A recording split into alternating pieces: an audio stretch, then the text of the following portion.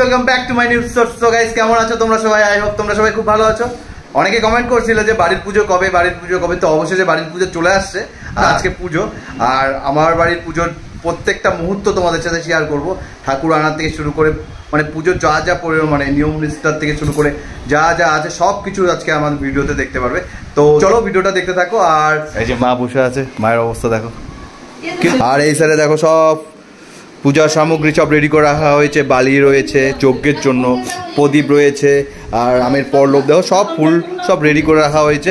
ওই যে ঠাকুরের জন্য পাখাও আনা রয়েছে। আর এইদিকে মা বসে আছে, মায়ের অবস্থা খুবই খারাপ, কারণ এখনো পর্যন্ত যেহেতু আমাদের 9:30 বেজে গেছে, আমাদের 9:30টার আগেই ঠাকুর বিসর্জন দেওয়ার কথা ছিল, কিন্তু 9টার দিকে কিন্তু হলো না। তার জন্য মার মন কেমন হয়ে আছে। আর কেউ আসেনি এখনো পর্যন্ত সবাই, তার জন্য মার মন কি হয়েছে মা? না দেরি হয়ে যাচ্ছে না, 9টার সময় ঠাকুর বেরোতে লাগবে। 9টার সময় ঠাকুর নিয়ে বেরোতে হবে, কিন্তু 9:30 বেজে আমাকে বলছিল 9টার সময় বেরোতে।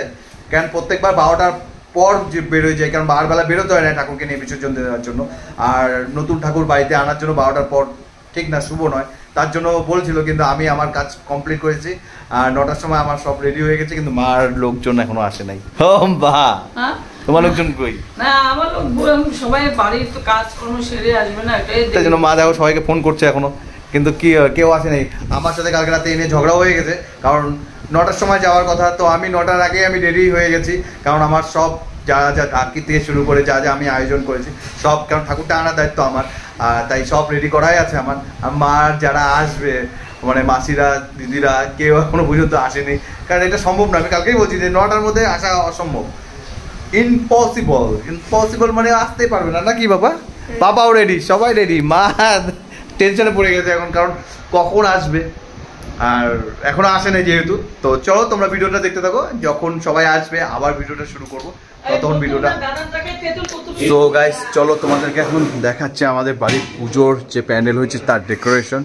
এই যে ডেকোরেশন দেখো, উপরটা কত সুন্দর করে সিলিংটা করা হয়েছে।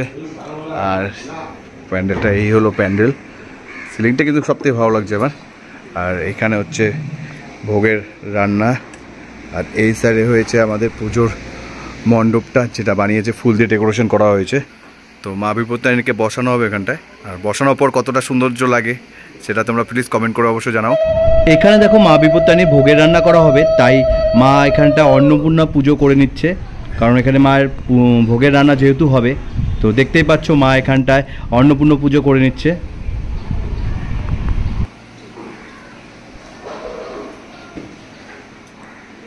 ভোগের প্রসাদ এখানে রান্না হবে, আর এই কড়াইটা বসানো হলো এখন। তো মা পুজো দিল, অন্নপূর্ণ পুজো, আর ওই বৌদি রান্না করবে ভোগের প্রসাদ। চলো আজ শুরু হয়ে গেছে আমাদের বাড়ির পুজোর প্রস্তুতি। সো এই হলো আমাদের প্যান্ডেল, আর উপরের ডেকোরেশনটা তো তোমরা দেখলেই সুন্দর, আমার তো ভালো লেগেছে। তোমরা প্লিজ কমেন্ট করে বলো উপরের ডেকোরেশনটা কেমন হয়েছে। আর এই হলো আমাদের মায়ের যে এখানে বসানো হবে, মাকে এখানে পুজো করা হবে, তার সেই জায়গাটাও খুব সুন্দর করে সাজানো হয়েছে, ফুল দিয়ে ডেকোরেশন করা হয়েছে মণ্ডপটা। আর এইখানটায় বৌদি ভোগের প্রসাদ রান্না করছে। কি কি হবে বৌদি? খিচুড়ি, লাবড়া, পায়েস, চাটনি, লুচি, 13 রকমের ভাজা, সুজি। আচ্ছা, এগুলো সব মায়ের ভোগের প্রসাদ তো? হ্যাঁ, এগুলো সব মায়ের প্রসাদ। তো মায়ের প্রসাদে আর এখানে এখন গরম তেলটা হচ্ছে, কড়াইয়ের মধ্যে দেওয়া হয়েছে। তো চলো দেখতে থাকো তোমরা ভিডিওটা অনেকটা বড় হতে পারে, তো প্লিজ তোমরা দেখো। আর এখানে দেখো তনু ঢাকি বরণ করে নিচ্ছে।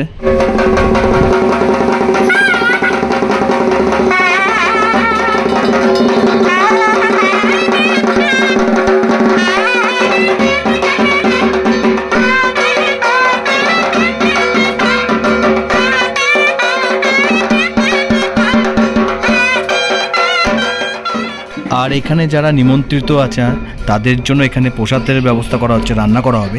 আর তনু এখানে অন্নপূর্ণা পুজো করে নিচ্ছে এখন। সূর্যি দেওয়া হয়েছে, কড়াই রয়েছে, এখানেও কড়াই রয়েছে।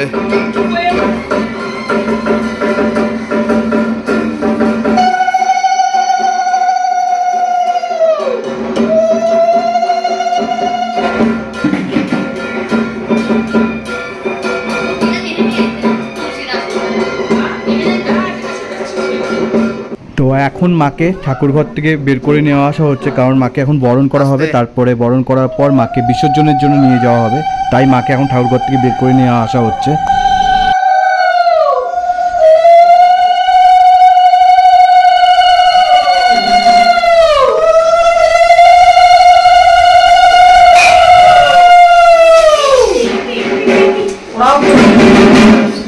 ওই সেই প্রদীপটা ওইটাই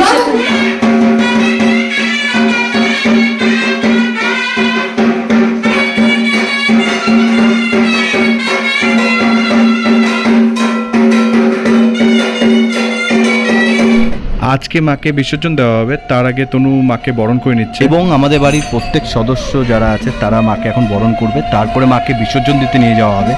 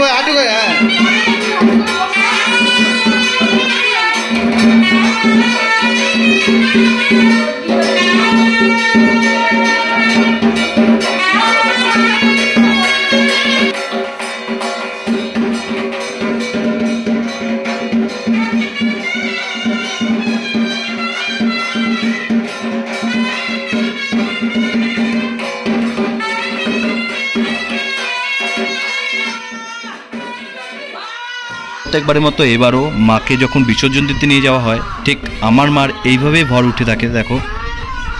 আর আমাদের প্রচণ্ড ভয় লাগে, কারণ মার কোমরে স্পাইনাল কর্ডের অপারেশন হয়েছিল, তাই মায়ের কোমরে স্টিল লাগানো আছে, তাই খুব প্রচণ্ড ভয় লাগে। মার এইভাবে পড়ে যাওয়াটাও খুব রিস্ক, পরবর্তীতে কিছু হয়ে গেলে। কিন্তু কি করব, সম্পূর্ণ মা বিপত্তির উপরে ছেড়ে দিয়েছি, যা হবে মা আছে।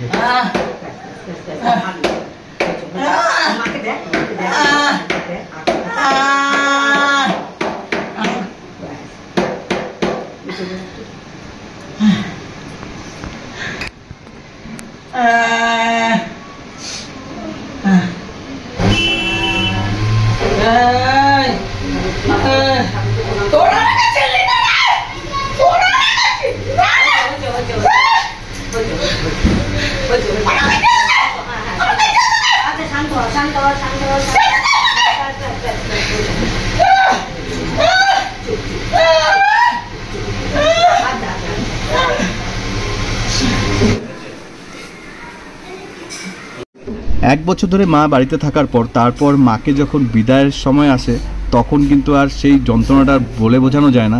সেরকমই আমাদের বাড়ির প্রত্যেকটা সদস্যের সেরকমই হচ্ছে। যেমন তনুরও দেখতে পাচ্ছ কাঁদছে, সবাই কাঁদছে, তাই মানে কিছু বলে বোঝানো যাচ্ছে না।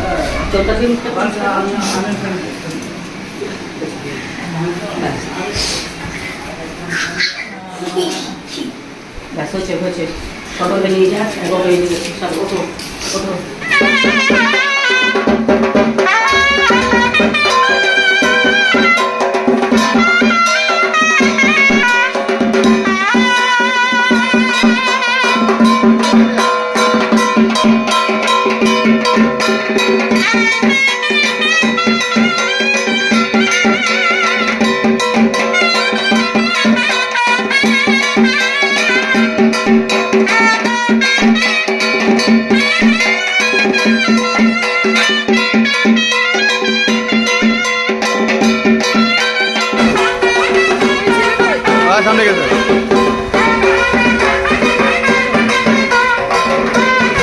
তো গাইস এখন যাচ্ছি আমরা বিসর্জন দিতে মাকে নিয়ে, তো দেখতে থাকো ভিডিওটা। ঠাকুর আগে বেরিয়ে গেছে, এই যে এটা লালমোহন নিরঞ্জন ঘাট, সে ঘাটে এখন বিসর্জন দেওয়া হবে। তো চলো সেখানে গিয়ে দেখা হচ্ছে, আর রাস্তা দিয়ে যাবো সেটা তো তোমাদের সাথে শেয়ার করবো। চলো দেখতে থাকো ভিডিওটা।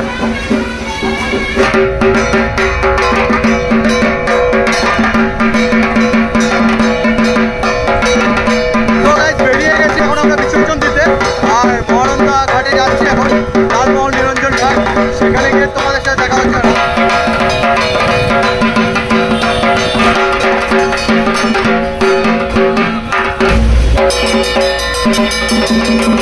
আর এই যে হলো মহানন্দা নদী বলে, যে এটা লালমোহন নিরঞ্জন ঘাট, এটা হলো শ্মশান, ওই দেখো ওদিকে।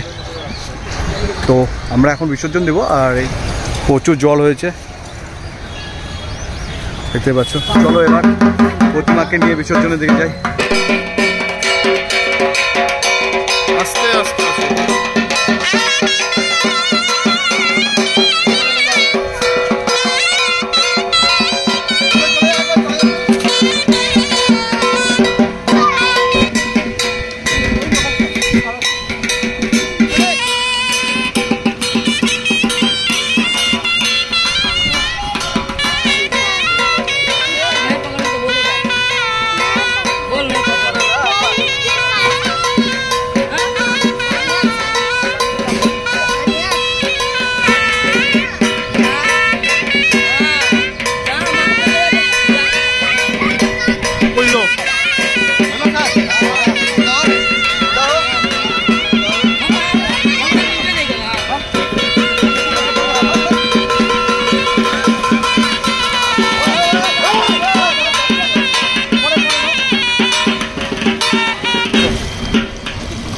বিসর্জন তো দেওয়া হয়ে গেল, এবার যাচ্ছি ঠাকুর নিয়ে আসতে নরেন্দ্র বাড়িতে। তো তোমাদের সাথে নরেন্দ্র বাড়িতে দেখা হবে, চলো দেখতে থাকো ভিডিওটা।